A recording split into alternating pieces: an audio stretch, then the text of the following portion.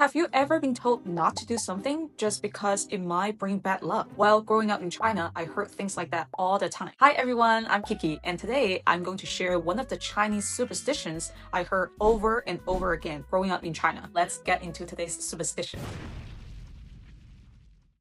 There's one rule I grew up hearing over and over again when it comes to gifting in China. Never give someone a clock. And honestly, this is one of those cultural rules that tends to completely confuse a lot of international visitors at first. In Mandarin, the phrase for giving a clock is zhōng. But here is where it gets interesting. There's another phrase, also pronounced sòng, which means to attend someone's final moments, basically to see them off at the end of their life. So the pronunciation is exactly identical. And because of that, if you give someone a clock as a gift, it can sound like you are symbolically attending their funeral.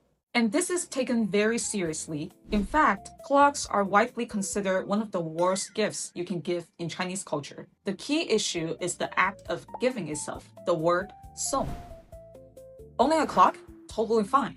Buying one for yourself? No problem. But giving one to someone else carries that uncomfortable association with death and endings. This belief is strong enough that business leaders, diplomats, and international companies working in China are often warned about it in advance. There have even been a real diplomatic awkward moments. For example, in 2015, a UK official, Susan Kramer, reportedly gave a watch to Taipei Mayor Ke Wenjie without being aware of the taboo, which led to embarrassment and a formal apology. In fact, etiquette guides for doing business in China almost always list this as a must-know rule. And this taboo isn't just about linguistic coincidence. It also connects to something deeper in Chinese culture, a sensitivity around death and anything that symbolizes endings. A clock is always ticking, always moving forward, and it quietly marks the passage of time.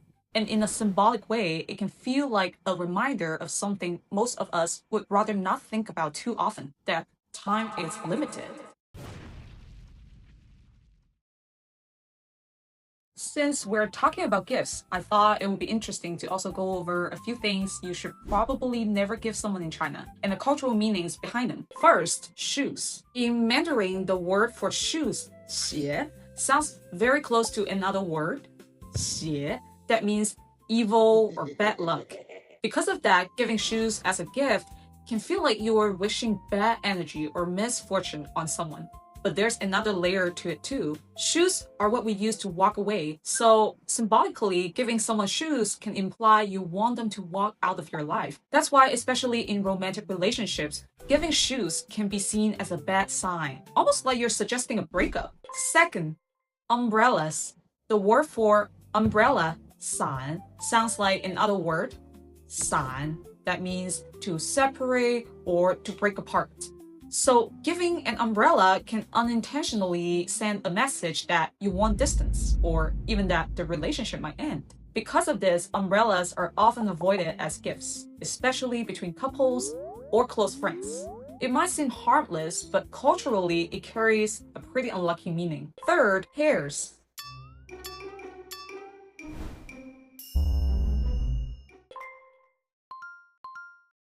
This one, it's a classic. The word for hair, li, sounds exactly like the word li for separation. So giving or especially sharing a pair can symbolically represent parting ways. There's even a wordplay phrase behind it. Splitting a pair sounds the same as separation, which makes it extra symbolic. Because of that, people often avoid gifting pairs in romantic situations, since it can feel like you're wishing for a breakup. And finally, this one is perhaps the most colorful item on this list. Green hat. 绿帽子.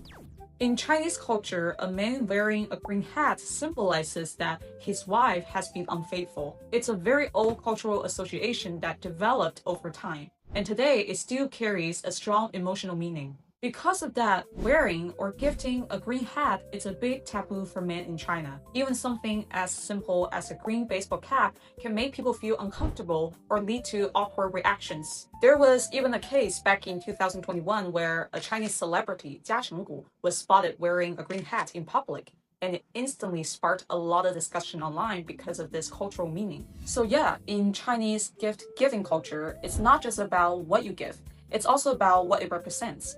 The meaning behind a gift, especially any symbolic or linguistic association, can matter just as much as the gift itself. And that's today's Chinese superstition. Now, I'm curious about your experience. Do you have any superstition in your own culture that other people might find surprising or unusual? Or was there anything in today's video that surprised you the most? Leave a comment below because I genuinely read every single one.